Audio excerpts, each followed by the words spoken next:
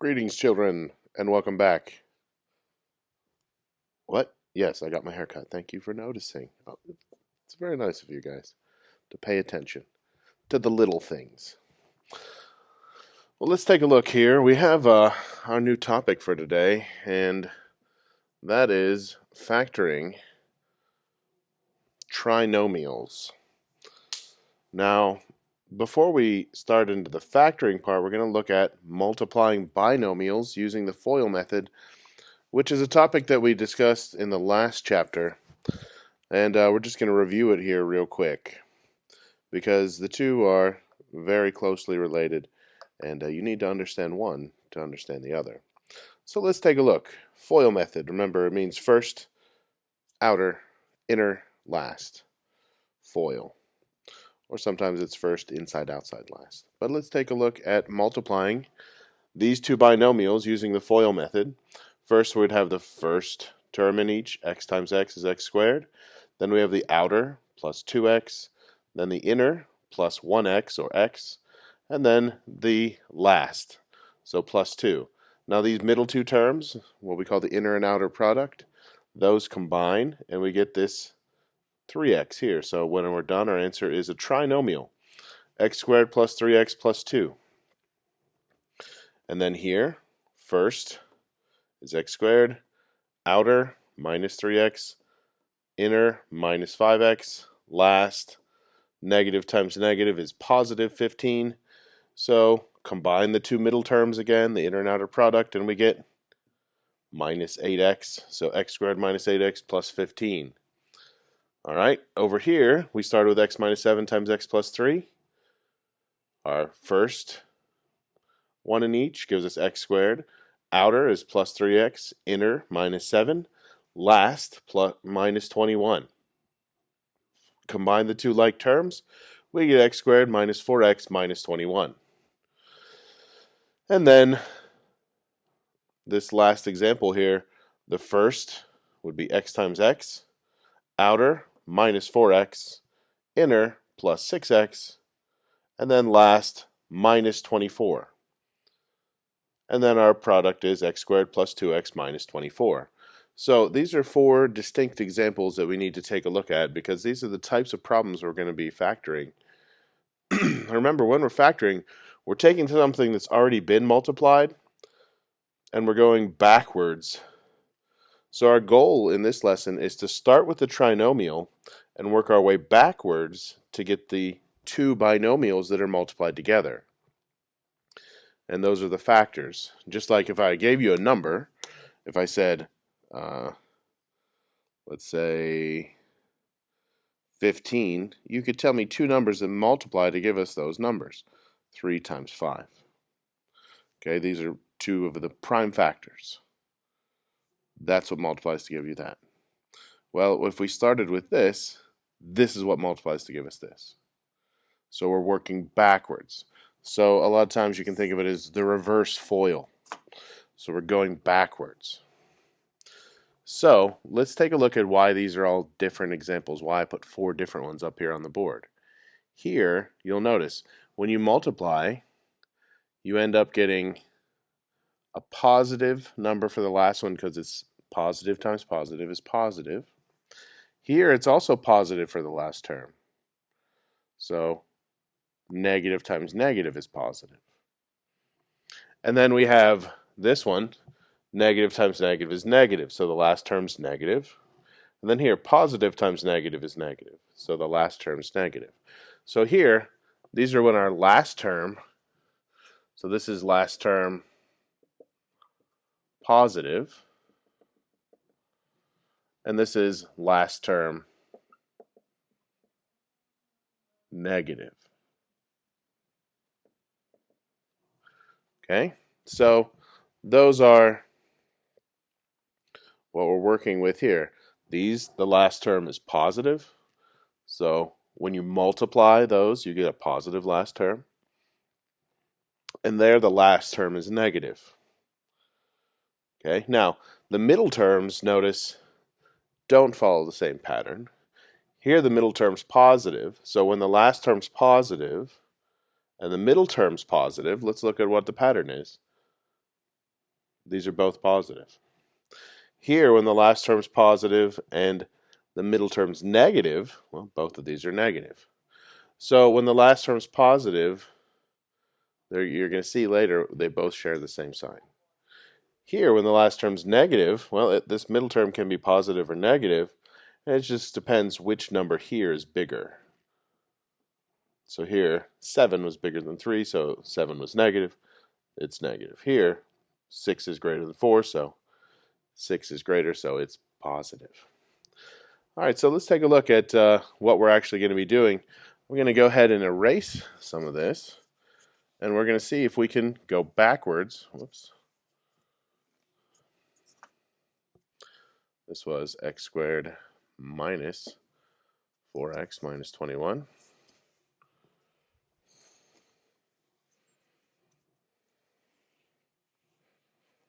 So here's what our lesson is. We're starting with these, and we're trying to go backwards and factor. So we're trying to break this into two binomials. Okay, so that's our goal here, is to break these into binomials. Now, you already know the answers to these. If you rewind the video just a little bit, you'd be able to see, so you could play back the tapes there and see. But let's take a look at what the pattern is, right? Since FOIL is first, outer, inner, last, well, our first two terms have to multiply to give us these. The only possibility is x and x. In fact, it's like that for all of these in this section. Now, is it like this forever for all the problems? No. There's some more difficult ones, but the ones we're doing in this lesson, yes. That's it. So the first term has to multiply. First term in each multiplies to give us this first term here. And then the last L here, the last term in each has to multiply to give us this. So our only possibilities here would be 1 and 2. 1 times 2 is 2. That's our only possibility.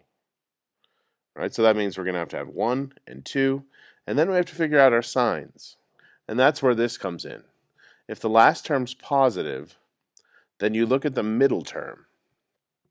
If the middle term's positive, then that means that these two are both the same sign, and that they add up, the inner and outer products add up to this number. So both positive here, and they add up. X times 1 and x times 2. 2x plus 1x is 3x. And since this one's the same way, it's just the middle term's negative, well, it means both signs are the same, and they're the same as the middle term, so both of these would be negative. Now, we have some different possibilities here. We already know the answer is 3 and 5, but it could be 1 and 15 as well. Or it could be 3 and 5. So you may need to list some pairs of factors that multiply to give you this last number. We said x times x, that's what gives us x squared. But 15, what multiplies to give us 15? Well, it could be 1 and 15, could be 3 and 5. How do we know which it is? Well, we know which it is because these have to add up to negative 8. So the inner product and the outer product have to add up to 8. So is 1 plus 15 8? No. Is 3 plus 5 8? Yes. So 3 and 5 are our answers. Now you can always check these with FOIL. So x squared plus 15. Okay? And then the inner product is negative 3x minus 5x. Negative 3 minus 5x is negative 8x. Now, when our last term's negative, like the ones on this side, then it's a little bit different, because that means that one of them has to be positive and the other negative. So one's positive, the other's negative. So if our last term is negative, then we have one of each, because to get a negative term for our last term, it has to be negative times positive. Because remember, negative times negative is a positive. Okay? Now, to figure out what our middle term is, we have to do that again. We have to say, could be 1 and 21, or it could be 3 and 7. We want them to subtract to give us this. So when they subtract, we should get negative 4. Well, that would mean we'd have to have negative 7, or 3 minus 7. So to subtract to get negative 4, we'd have to have positive 3 and negative 7. So 3x minus 7x is negative 4. Let's look at this one down here. They have to subtract to get positive 2. Well, 24, there's all kinds of possibilities. I'm going to write them here so we can actually see them on the board. So there's all kinds of possibilities. It could be 1 and 24, 2 and 12, 3 and 8, 4 and 6. So we have to subtract. So 24 minus 1, does that give us 2? Nope. 12 minus 2, nope. 3 minus 8 is 5. So 6 minus 4, that works. So that means 6 minus 4 is our answer. So here's what we've got.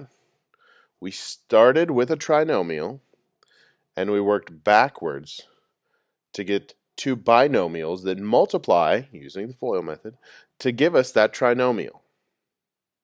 Let's go over the rules once again real quick. Remember, the first term in each has to multiply to give us the first term in our trinomial. So in our case, right here, it's going to be x times x is x squared.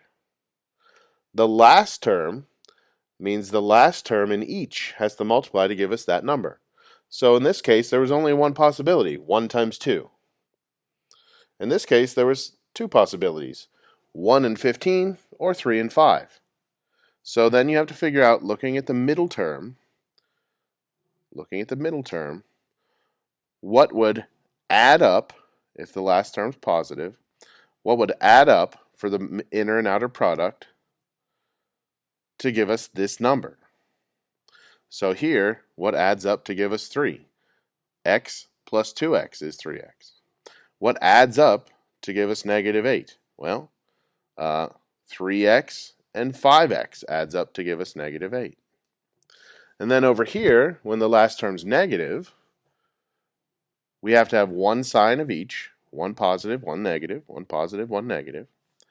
And we're trying to see what would subtract to give us. So we have to make one of them positive, the other negative, and we're just subtracting. We have this minus this has to give us this number. So 3 minus 7 is 4. 6 minus 4 is 2. So they have to multiply to give us the last term, subtract if it's negative to give us this term.